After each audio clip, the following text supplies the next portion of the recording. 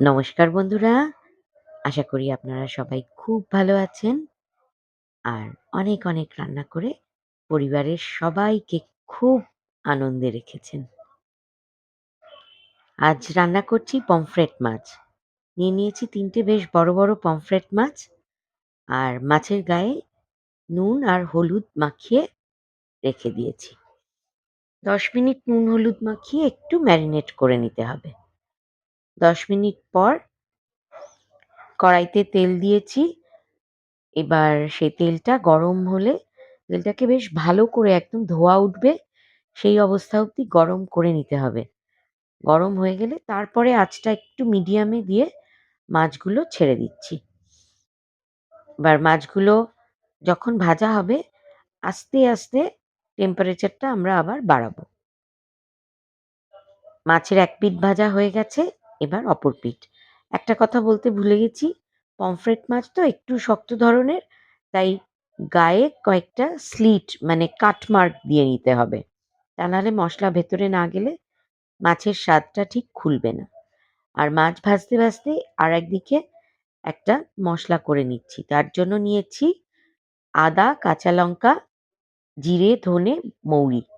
এইগুলো ব্লেন্ডারে প্রথমে একবার শুকনোই জল ছাড়া ঘুরিয়ে গুঁড়ো করে নিয়ে তারপরে ব্লেন্ডারে জল দিয়েছি।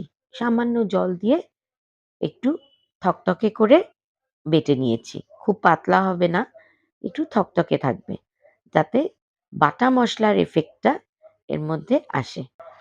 আর মৌরি দেবার কারণ হচ্ছে অল্প করে একটু না যখন আমরা মশলাপাতি রান্না করি একটু জিরে, ধনে, লঙ্কা, কাচ কাঁচা লঙ্কাই হোক বা শুকনো লঙ্কাই হোক দেওয়া থাকে। তার মধ্যে মৌরি দিলে না অ্যাসিডিটির ভাবটা কমে। একটু বেশ উম মসলার তেজটা, ঝাঁঝটা একটু কম লাগে।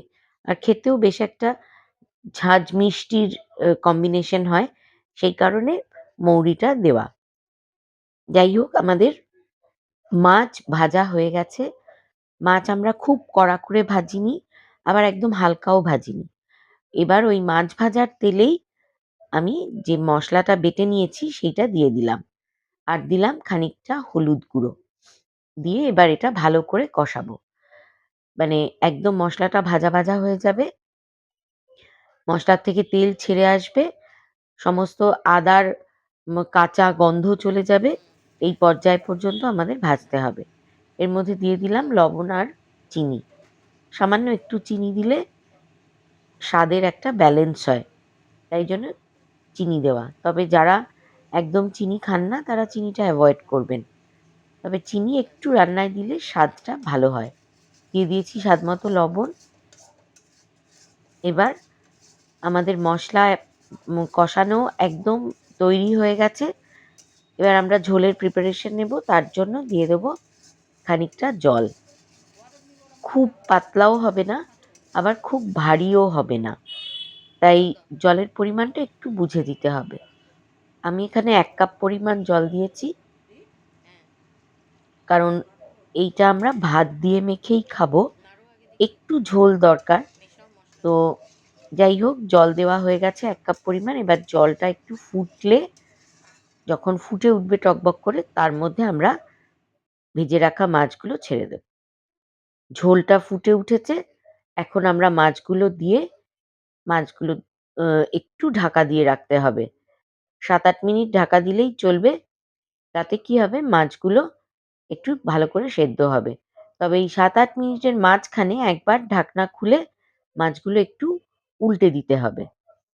তাহলে ঠিক মাছের ২ দিক মানে সমানভাবে সেদ্ধ হবে। মাছ সেদ্ধ হয়ে গেছে। এবার আমরা দিয়ে দিলাম এর মধ্যে বেশ খানিকটা ধনেপাতা কুচি। তৈরি হয়ে গেল আমাদের পমফ্রেট মাছের ঝোল। এইরকমভাবে পমফ্রেট মাছের পাতলা ঝোল গরম ভাত দিয়ে খেতে অপূর্ব লাগে। আপনাদের রেসিপি কেমন লাগলো আমাকে অবশ্যই কমেন্ট করে জানাবেন। আর অনেক অনেক লাইক শেয়ার করার জন্য অনুরোধ রইল। আর নতুন বন্ধুরা আমার চ্যানেলটিকে সাবস্ক্রাইব করে সবসময় আমার পাশে থাকবেন। অনেক অনেক ধন্যবাদ। আবার দেখা হবে নতুন রেসিপি নিয়ে।